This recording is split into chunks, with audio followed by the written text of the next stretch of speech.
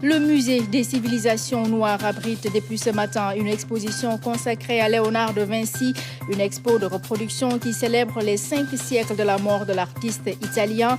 Dakar a été choisi pour boucler la tournée de ses 17 tableaux à travers le monde. Dans l'actualité sportive, le CHAN a débuté ce samedi au Cameroun. Le pays organisateur a battu le Zimbabwe sur le score d'1-0. Les temps forts dans cette édition. Mesdames, Messieurs, bienvenue. Dakar et ses bouchons en cette période de couvre-feu. La police a mis en place un dispositif pour permettre aux Dakarois de rentrer chez eux avec le minimum de désagréments. Pendant ce temps, un dispositif également de surveillance est mis en place dans certains points de Dakar. Chaque jour, 150 policiers sont mobilisés pour voir si le couvre-feu est respecté. Minute couvre-feu au cœur de la police, c'est un reportage de Ibrahima Diédhiou. Tout commence ici. Sur l'un des axes les plus fréquentés de Dakar, les agents de régulation font les gestes requis pour évacuer le maximum de véhicules. Chaque jour, ce sont des milliers de voitures qui entrent au centre-ville. En cette période de couvre-feu, ceux qui sortent de Dakar sont prioritaires. Dès 16h, voire 17h, c'est la course contre la montre pour allier la banlieue. Le dispositif mis en place par la police semble faire ses effets.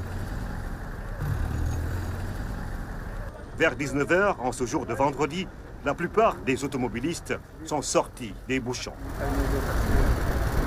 À partir du palais, il y a un élément qui est là-bas, avec son poste radio.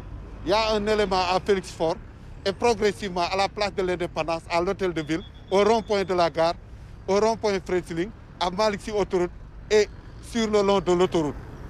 Et jusque dans les sorties. C'est le système inverse qu'on fait le matin. Les après-midi, quand pour les véhicules entrants, si c'est complètement fluide, donc on ouvre et le pont et les deux voies du Grand Théâtre. Donc c'est pour vraiment évacuer les véhicules vers la banlieue. Ok, compte 23, vous pouvez rétablissez. Ok, MCI. 19h30, au commissariat central de Dakar. Le lieutenant Djemé donne les dernières consignes aux éléments qui doivent assurer la sécurité sur plusieurs points de la capitale. Ne pas céder aux provocations, rendre compte de tout fait susceptible de troubler l'ordre public ou d'intéresser l'autorité. Embarquement, puis dispatching.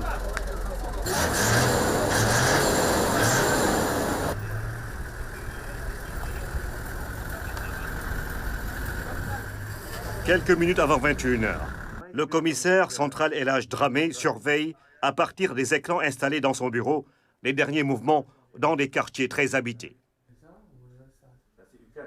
Un système de surveillance que pilotent des officiers de permanence 24 heures sur 24, de Dakar à Bargny. À partir de cette salle, l'officier de permanence, en liaison avec les hommes sur le terrain, il permet d'informer, de sensibiliser l'autorité pour une décision à prendre sur le terrain. Avec la liaison radio, on peut orienter nos actions telle ou telle situation.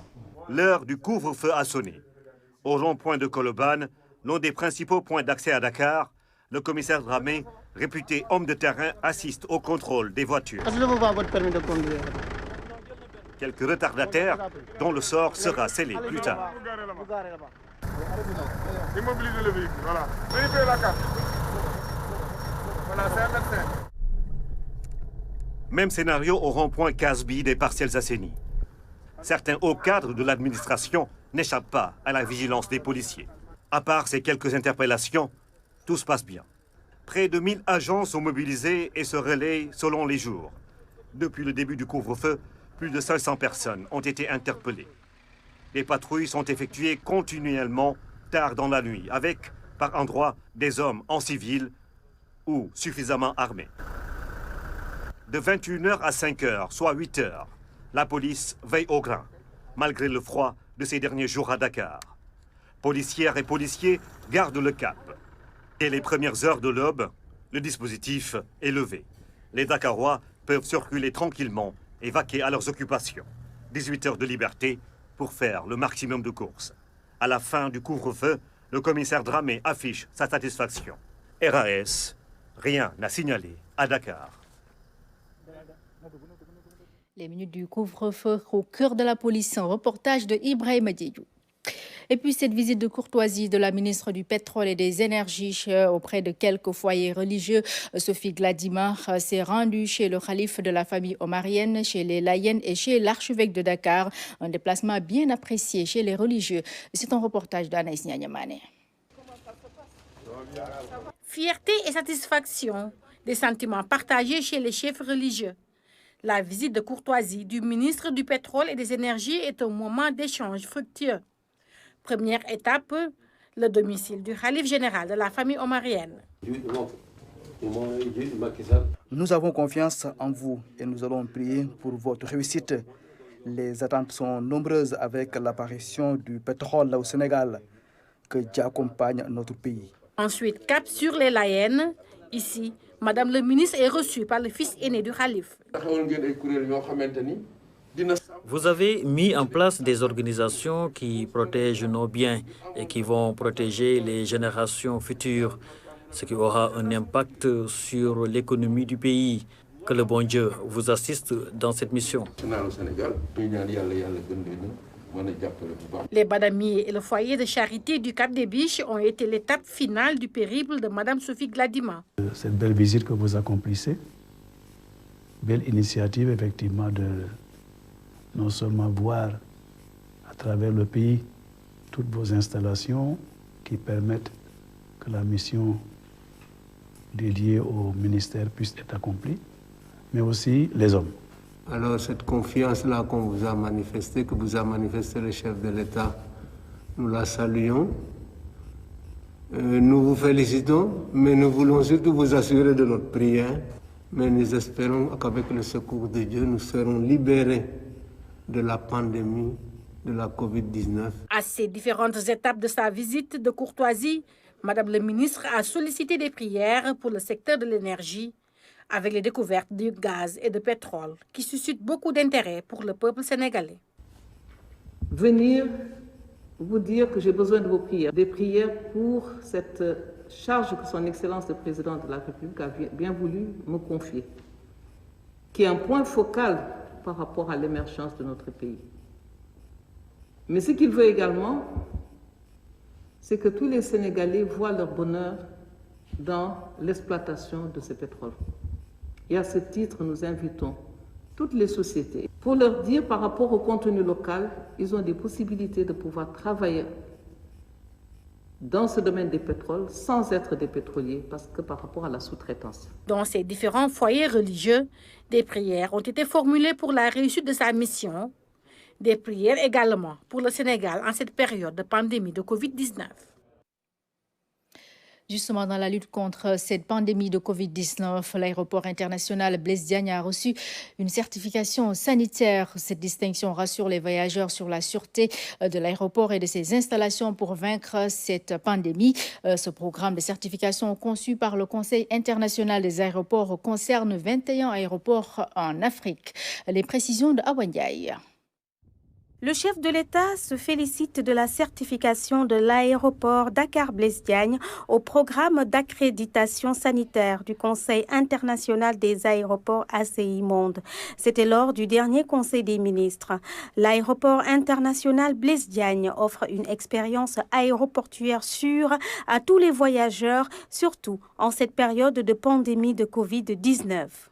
Nous avons suivi tout simplement les recommandations du Conseil de l'OACI, l'Organisation internationale de l'aviation civile, mais aussi les bonnes pratiques et les lignes directrices d'ACI, qui est l'Association internationale des aéroports. Et donc ACI Monde, après avoir évalué ce que nous avons mis en place, nous a délivré ce certificat qui démontre que tout est mis en place à l'aéroport de Dakar. Des installations sophistiquées prouvent que la priorité est accordée à la santé et à la sécurité à l'aéroport international Blaise Diagne. Il a fallu changer certaines installations, ajouter des installations telles que les plexiglas au niveau des comptoirs d'enregistrement, mettre en place un marquage pour pouvoir assurer les mesures barrières au niveau de l'aérogare. Je pense que vous avez dû le voir, ce sont les empreintes de pas, par exemple, que nous mettons en place pour assurer la distanciation sociale. Mais il a fallu également changer certaines de nos procédures d'exploitation. Le service médical a joué un rôle important dans cette accréditation. Quand je dis cas suspect, c'est lorsqu'un passager débarque ici au niveau de l'aérogare et qu'il présente des signes de la Covid, tels qu'une température élevée, que nous détectons par ces caméras thermiques, automatiquement ce passager est isolé du reste des voyageurs. La certification est valable pour 1 an. Ils sont 21 aéroports sur le continent africain à avoir cette certification.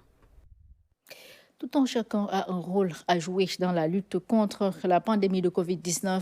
La Société sénégalaise d'anesthésie, de réanimation et de médecine d'urgence s'investit dans la recherche de plus de 52 millions de francs CFA mobilisés donc en matériel d'urgence remis au ministère de la Santé, en don réunis grâce à l'implication de plusieurs entreprises de la place. Les précisions de Kaltoum Gueye. Cette deuxième vague de Covid-19 s'annonce beaucoup plus virulente que la première, ce qui suppose plus de moyens pour intensifier la lutte, moyens que la Société sénégalaise d'anesthésie, de réanimation et de médecine d'urgence (SOCR) a cherché à travers des structures telles que EIFAGE, SDE, Kotowa, Fondation Total, Socosim et Sénéméca. Elle participe ainsi à l'effort de prise en charge des malades. Nous, entreprises, dans notre rôle citoyen, nous devons de vous soutenir, de vous accompagner. Et ce geste que nous faisons, c'est vous donner des moyens, vous donner du matériel pour vous permettre de vous renforcer dans vos capacités de traitement, vous permettre de vous apporter ce qu'il vous faut pour encore continuer de sauver des vies et de faire en sorte que la vie s'améliore pour tout le monde. Elles ont acquis du matériel d'urgence nécessaire aux hôpitaux d'une valeur de 52 millions de francs CFA, un matériel très spécifique et très important pour sauver des vies. L'ASSOCR a proposé l'achat de vidéolaryngoscopes qui sont des appareils très particuliers qui permettent d'intuber les patients, donc vous savez quand c'est une respiration artificielle, avec une sécurité dans la mesure où en fait c'est un système qu'on pourrait appeler déporté qui évite de s'exposer et qui permet de pouvoir intuber avec une meilleure facilité et en sécurité. La deuxième chose, c'est qu'on l'a vu, les patients doivent être mis sous oxygène pour un nombre important aujourd'hui, sur les cas intermédiaires, voire sévères. Et c'est pour ces patients-là, il y a nécessité de ce qu'on appelle de débitmètre avec barboteur. Et pour ce qui est des vidéolaryngoscopes, c'est 21 qui ont été offerts. Pour ce qui est des barboteurs débitmètres, il y en a 220 qui sont là, hein, dans les différents cartons que vous voyez ici. Et enfin, les oxymètres de poudre. Cette action renforce le travail que le gouvernement est en train de faire sur le terrain. Pour le ministère de la Santé, elle vient à son heure. Vu l'importance de la composition de ce don et vu également le résultat d'impact que nous pouvons attendre à l'utilisation de ce matériel, le ministère de la Santé et au-delà de sa personne, tout le gouvernement du Sénégal ne peut que vous remercier. Vous remercier et vous rassurer sur l'utilisation idoine que se fera à partir de ce matériel pour l'atteinte de nos objectifs. La lutte contre le Covid-19 est donc une affaire de tous.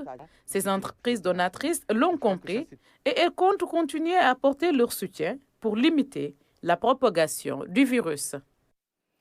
Du matériel donc pour appuyer la lutte contre cette pandémie. Elle ne cesse de faire des victimes au Sénégal. 3 décès sont enregistrés et 342 nouvelles infections sont notées ce samedi. Le point avec Dr El Hadj Mamadou Ndiaye, porte-parole du ministère de la Santé. Sur 2527 tests réalisés, 342 sont revenus positifs, soit un taux de positivité de 13,53%. Les cas positifs sont répartis comme suit. Nous avons eu 147 cas contacts suivis par nos services. Aucun cas importé n'a été enregistré au niveau de nos différentes portes d'entrée, aériennes, maritimes et terrestres. Et 195 cas issus de la transmission communautaire ont été répertoriés et répartis comme suit. 18 dans la commune de Kaolack, 13 à Thiès, 9 à Saint-Louis, 8 à Mariste et à Touba, 7 à Dakar Plateau et Liberté 6, 6 à Kédougou, Mbao et Mbour, 5 à Fatick, Guédiawaye et Richard Toll, 4 à Diamniadio, Linguère et Rufisque, 3 à Louga, Matam, Médina, Ouakam, Parcelles Assainies et Point-E, 2 aux Almadies, Amitié 3, Cambérène, Dagana, Diourbel et Grand Yoff, Gueule Tapée, HLM, Kaffrine, Kanel, Khombol, Mékhé, Niary Tally, Ouest Foire, Pikine, Popenguine, Sacré-Cœur 2 et Tivaouane, 1 à Amitié 1, Bambey, Cité Sonatel, Cité Soprim, Derklé, Diofior, Fann Résidence, Grand Dakar, Guinguinéo, Keur Massar, Khar Yalla, Koungheul, Liberté 1, Nioro, Nord Foire, Patte d'Oie, Scat Urbain, Urbam, Sicap Karak, Sokone, Vélingara, Yarakh, Yeumbeul, Yoff, Zone A et zone de captage, 144 cas qui étaient hospitalisés ont été contrôlés négatifs et déclarés guéris. 41 cas graves sont pris en charge dans nos services de réanimation. 3 décès ont été enregistrés ce vendredi 15 janvier 2021. L'état de santé des autres patients hospitalisés est jugé stable. À ce jour, 22 738 cas ont été déclarés positifs, dont 19 052 ont été guéris, 509 sont décédés, et donc il nous reste sous traitement 3 176 patients. Le ministère de la Santé et de l'Action sociale exhorte les populations au respect strict des mesures de prévention individuelles et collectives. En plus de ces mesures, le vaccin constitue son espoir. Nous faisons justement le point sur la vaccination anti-Covid. L'Afrique a obtenu 270 millions de doses provisoires selon l'Union africaine. En plus des dispositions prises par chaque pays, le continent devrait bénéficier du dispositif COVAX. La course au vaccin est notée partout à travers le monde. C'est un récit de Sedina Alunfal. L'Afrique a enregistré plus de 3 millions de cas de Covid-19 et près de 75 000 décès. Le continent se prépare pour le lancement des campagnes de vaccination. L'Union africaine a obtenu 270 millions de doses provisoires de vaccins Covid-19 pour les distribuer sur le continent. Cyril Ramaphosa, le président de l'organisation, a promis que toutes les doses seront utilisées cette année. 50 millions de doses seront disponibles entre avril et juin. L'Afrique va également bénéficier du dispositif COVAX lancé par l'OMS et de mesures prises au niveau de chaque État. Nous prévoyons et sommes convaincus que nous devrions pouvoir commencer à vacciner en février dans ces pays. Nous faisons tout notre possible pour pouvoir y arriver dans le plus de pays possible, mais nous ne pouvons pas le faire seuls. Nous avons besoin de la coopération des fabricants de vaccins pour qu'ils livrent en priorité des vaccins au centre COVAX. Avec une population de 1,3 milliard d'habitants, l'Afrique aurait besoin d'environ 2,6 milliards de doses pour pouvoir vacciner tout le monde à terme. Il faut faire vite, le continent subit une deuxième vague plus meurtrière que la première. Une ruée mondiale pour l'achat de vaccins est actuellement notée. Les pays riches sont accusés d'avoir acheté la plus grande partie de l'approvisionnement. Parmi les mesures anti-Covid au Sénégal, un couvre-feu instauré par le chef de l'État et pour limiter les désagréments dans la circulation, la police a mis en place un dispositif spécial. Dans le même temps, un système de surveillance est établi et plusieurs éléments sont mobilisés pour veiller au respect de la mesure. Minute couvre-feu au cœur de la police. Nous reparlons de ce reportage de Ibrahima Diédhiou. Tout commence ici. Sur l'un des axes les plus fréquentés de Dakar, les agents de régulation font les gestes requis pour évacuer le maximum de véhicules. Chaque jour, ce sont des milliers de voitures qui entrent au centre-ville. En cette période de couvre-feu, ceux qui sortent de Dakar sont prioritaires. Dès 16h, voire 17h, c'est la course contre la montre pour allier la banlieue. Le dispositif mis en place par la police semble faire ses effets. Vers 19h, en ce jour de vendredi, la plupart des automobilistes sont sortis des bouchons. À partir du palais, il y a un élément qui est là-bas, avec son poste radio. Il y a un élément à Félix-Faure et progressivement à la place de l'Indépendance, à l'hôtel de ville, au rond-point de la gare, au rond-point Frétiling, à Malick Sy autoroute et sur le long de l'autoroute. Et jusque dans les sorties. C'est le système inverse qu'on fait le matin. Les après-midi, quand les véhicules, pour les véhicules entrants, si c'est complètement fluide, donc on ouvre et le pont et les deux voies du Grand Théâtre. Donc c'est pour vraiment évacuer les véhicules vers la banlieue. Ok, compte 23, vous pouvez rétablir, rétablissez. Ok, MCI. 19h30, au commissariat central de Dakar. Le lieutenant Djemé donne les dernières consignes aux éléments qui doivent assurer la sécurité sur plusieurs points de la capitale.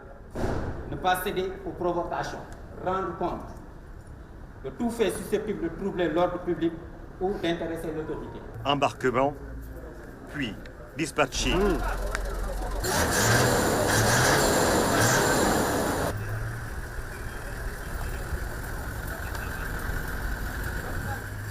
Quelques minutes avant 21h, le commissaire central El Hadj Dramé surveille, à partir des écrans installés dans son bureau, les derniers mouvements dans des quartiers très habités. Un système de surveillance que pilotent des officiers de permanence 24 heures sur 24, de Dakar à Bargny. À partir de cette salle, l'officier de permanence, en liaison avec les hommes sur le terrain, il permet d'informer, de sensibiliser l'autorité pour une décision à prendre sur le terrain. Avec la liaison radio, on peut orienter nos actions telle ou telle situation. L'heure du couvre-feu a sonné. Au rond-point de Colobane, l'un des principaux points d'accès à Dakar, le commissaire Dramé, réputé homme de terrain, assiste au contrôle des voitures. Votre permis de conduire. Quelques retardataires dont le sort sera scellé plus tard. Immobiliser le véhicule, voilà. Vérifiez la carte.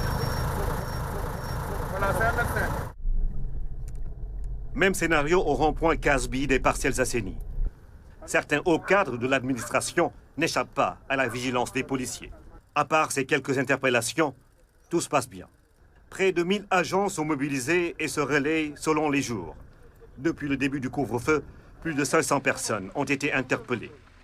Les patrouilles sont effectuées continuellement tard dans la nuit, avec, par endroits, des hommes en civil ou suffisamment armés. De 21h à 5h, soit 8h, la police veille au grain, malgré le froid de ces derniers jours à Dakar. Policières et policiers gardent le cap. Dès les premières heures de l'aube, le dispositif est levé. Les Dakarois peuvent circuler tranquillement et vaquer à leurs occupations. 18 heures de liberté pour faire le maximum de courses. À la fin du couvre-feu, le commissaire Dramé affiche sa satisfaction. RAS, rien n'a signalé à Dakar. Après sa ronde, justement, le commissaire central de Dakar a fait le point sur le dispositif. Le couvre-feu oblige à le renforcer, mais il reste permanent. Nous l'écoutons. Vraiment, on a noté que le dispositif est sur place. Donc les instructions sont aussi respectées et on voit que tout se passe normalement. Vous savez, il y en a qui sont à bord de véhicules. Donc s'il y a une mobilisation, on les met à la disposition du commissariat du secteur compétent. Il y a aussi une opération de police judiciaire. Comme vous savez, il y a des fouilles parfois nécessaires. Mais il y a aussi des gens que vous avez constaté qui évacuent des malades. Donc on est obligé de les accompagner et de les assister. En somme, très souvent, il y a un dispositif mixte et il y a un dispositif d'intervention qui est sur place et des dispositifs de patrouille. En dehors de ça, vous avez vu des militaires, des policiers, des gendarmes, etc. et des personnels sanitaires. Donc ces gens, on les laisse passer pour les besoins de leur travail.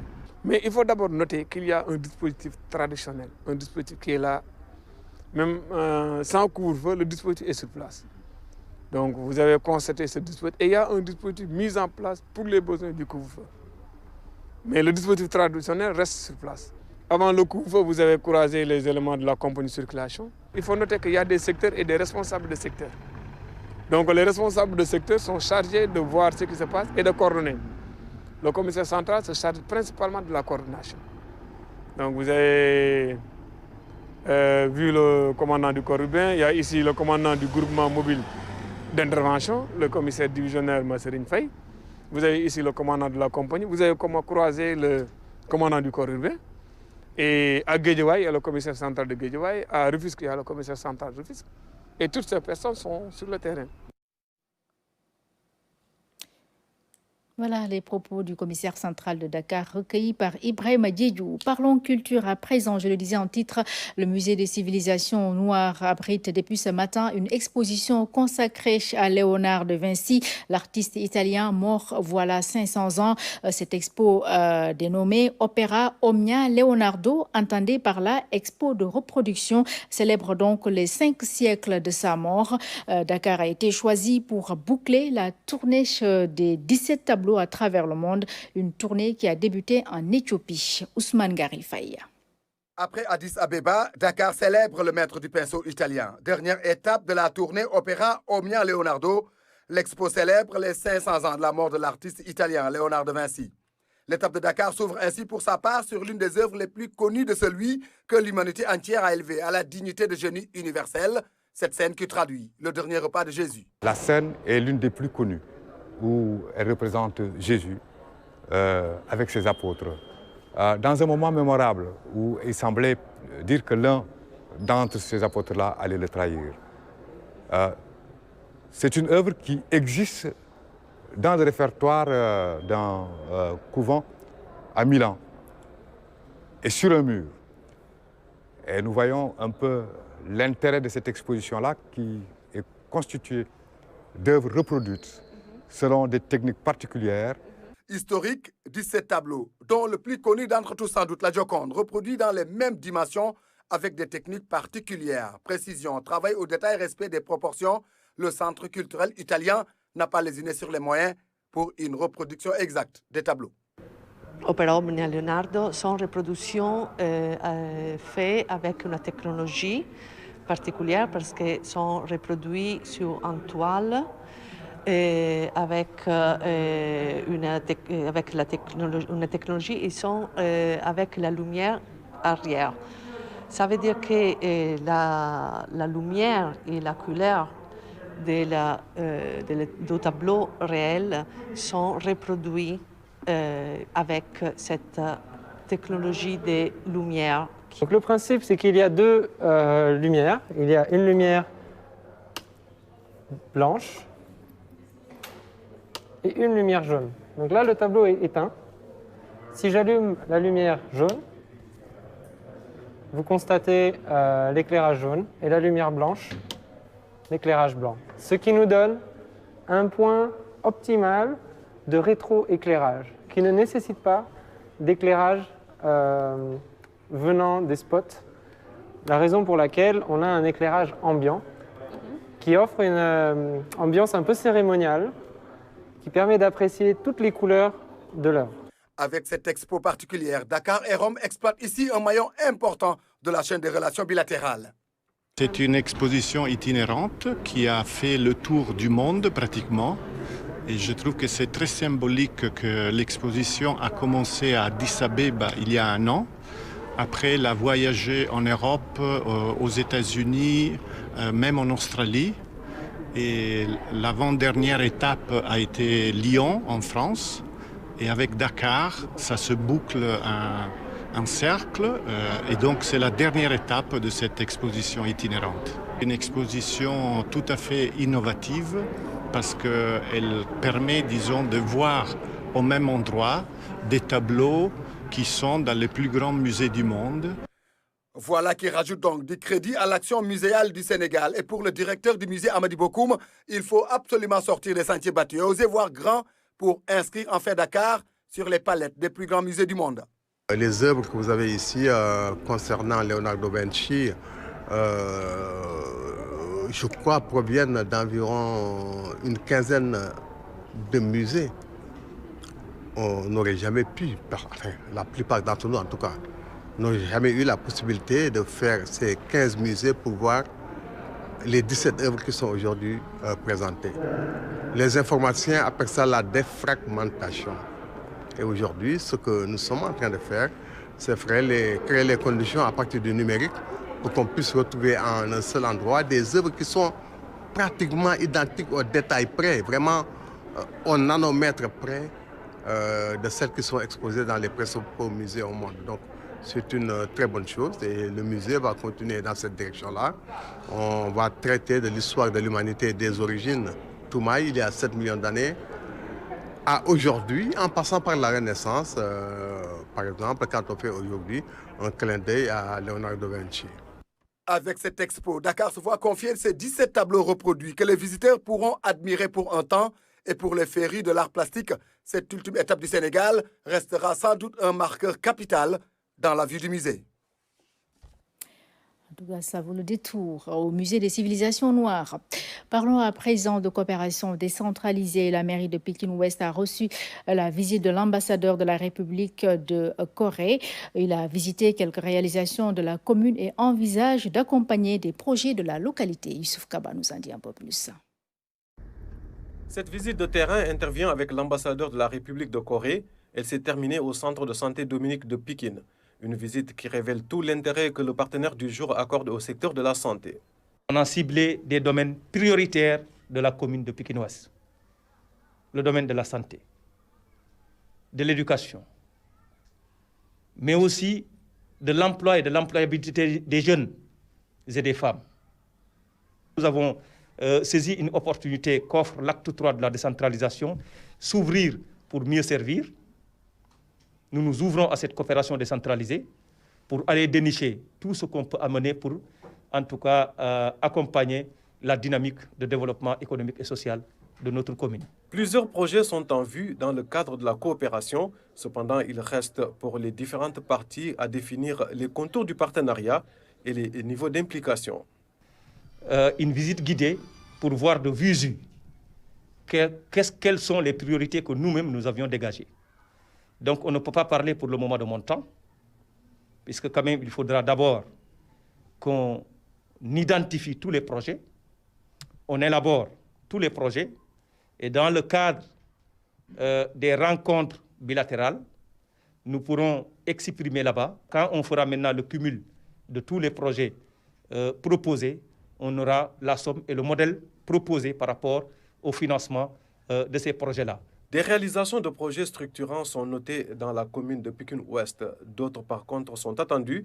La localité tire ainsi tout le sens donné à l'ouverture et au partenariat, tel que défini dans l'acte 3 de la décentralisation.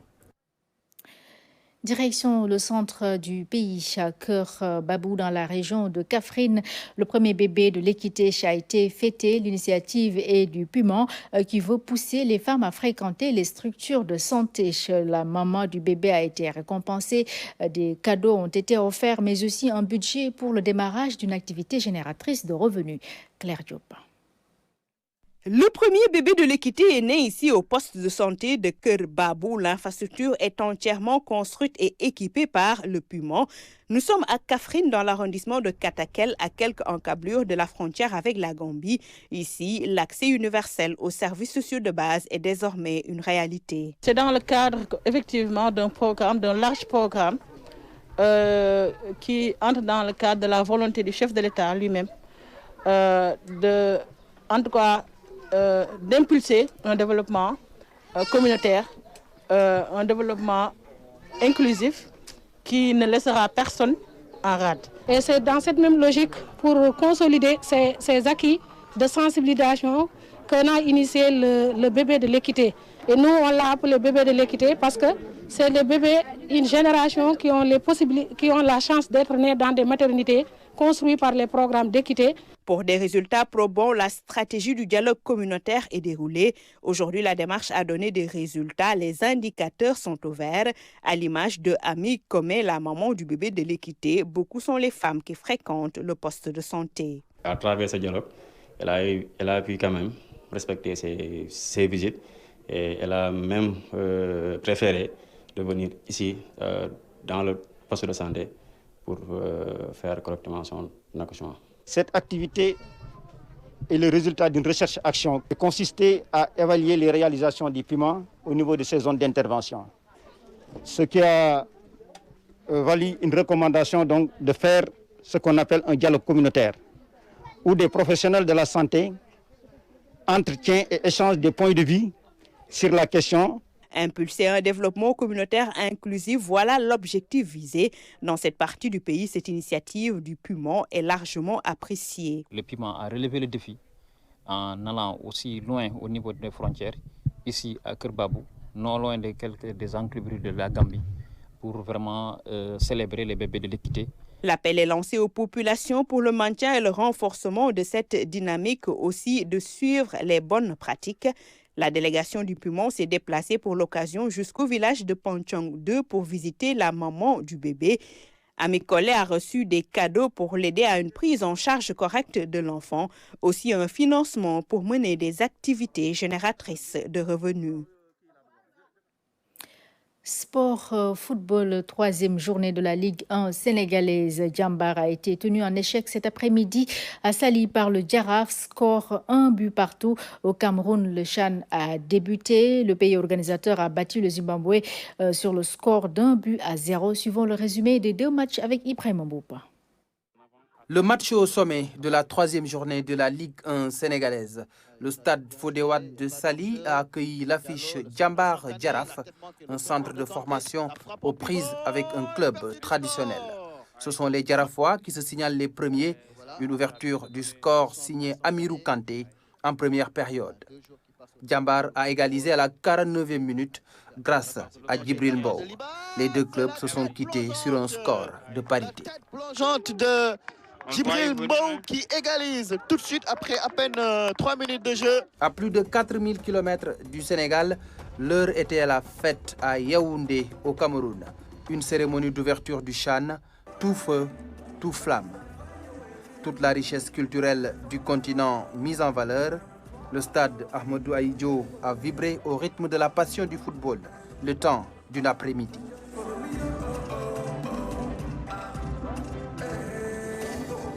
Les Lions indomptables n'ont pas gâché la fête. Ils ont gagné le match inaugural devant le Zimbabwe, 1 but à 0.